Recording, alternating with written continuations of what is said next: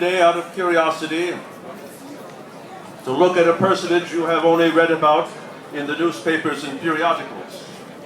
I have made some notes, and with your permission, I would like to leave this assembly with some impression of my past and my hopes for the future. But before I begin my remarks, I would like to mention a very special group, without whom the idea of a revolution and the support of the Republic could not have taken place.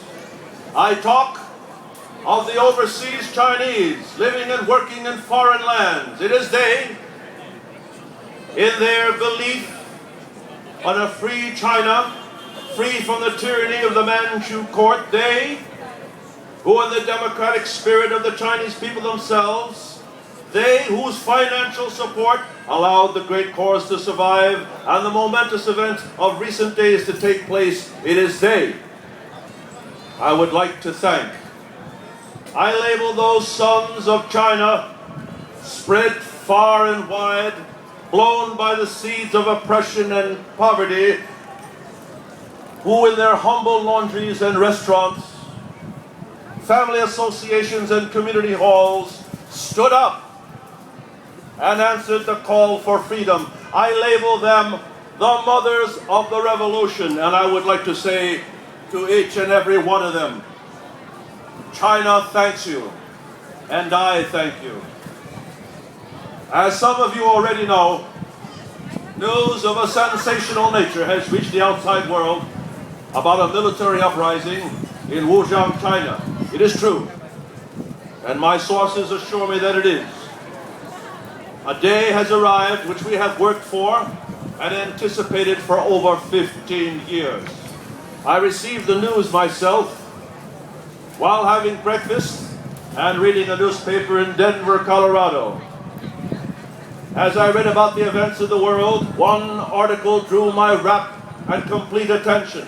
The article mentioned simply that on October the 10th of this year, 1911, the accidental explosion of a bomb being prepared by a group led to the armed overthrow of the Qing dynasty had led to the decision to begin the revolution at once.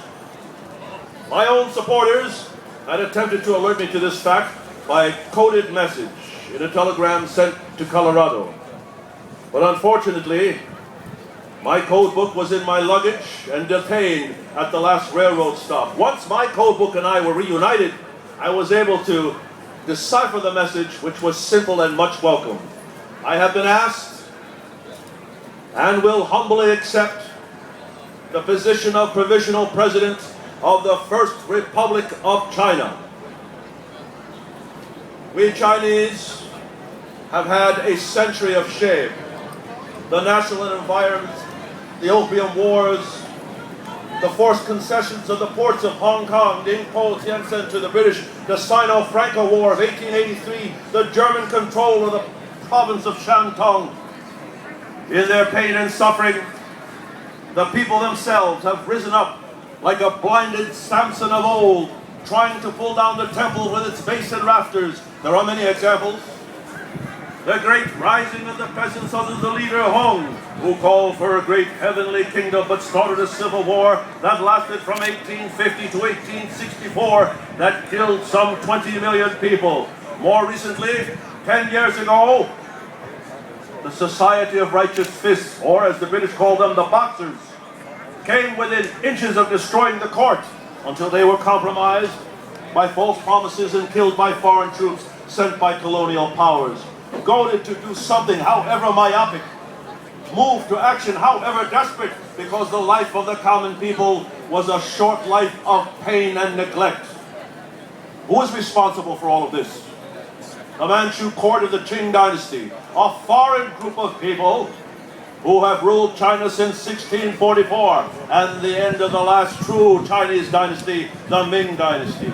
It is the Chinese who have fought for so long against the Manchu court, who have hid themselves in the Forbidden City and levied taxes against the people, those who besported themselves in their pleasure gardens, wandering around their marble mansions, hosting lavish feasts of 1,000 dishes, of which most was thrown away while outside the walls of their mansions. Peasants taxed off their lands, begging in the streets, died for want of a simple bowl of rice. Some have asked, what kind of government will take place in the new China? For those of you who are here, it will seem very familiar, for it is based and patterned after the one in the United States. The cornerstone of the new republic will be the three principles of the people, namely nationalism, democracy, and social welfare. To illustrate quickly, nationalism is the first nationalism is the first principle. And I speak of nationalism, I am speaking of a civic nationalism, not an ethnic nationalism. We have 5 major groups of people in China, and all are welcome in the new republic. The Han, the Mongol, the Tibetan, the Muslim, yes, even the Manchu. There's room for everyone underneath the 5-colored flag of the new China. Second, true democracy, the people's power, similar to the citizenry of other countries, with representation and a national assembly. Third, the people's welfare or livelihood. This is not socialism or capitalism.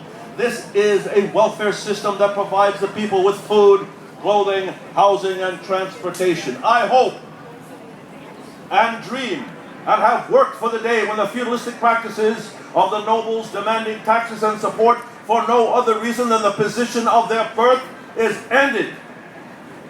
I hope when the revision of the education system will allow those who are gifted with intelligence and ambition, male and female, to rise to prominence.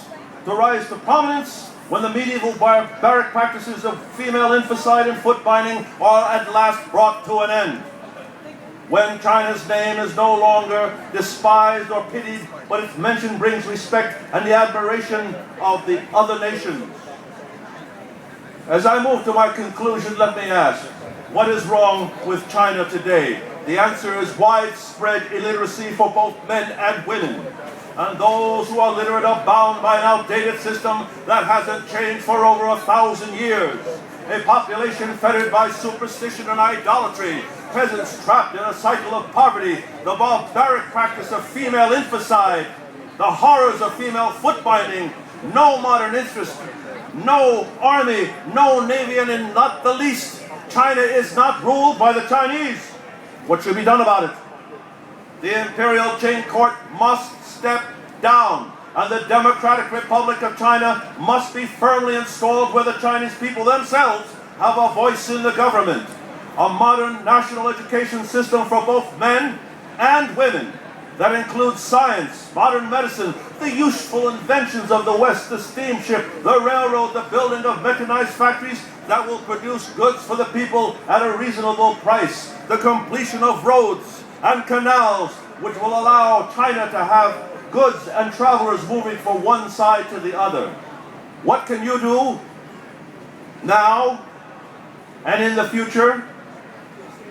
If you love freedom, if you despise inequality and oppression, if you believe that all people have a right to liberty and respect, then I call upon you.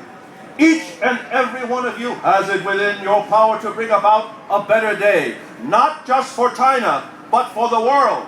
Let there be no mistake. We are not against the Manchu people. We are against feudalism. We are not against the Western powers. We are against imperialism and colonialization. We are not against socialism or capitalism, but we are against the exploitation of the many for the benefit of the few. What can you do?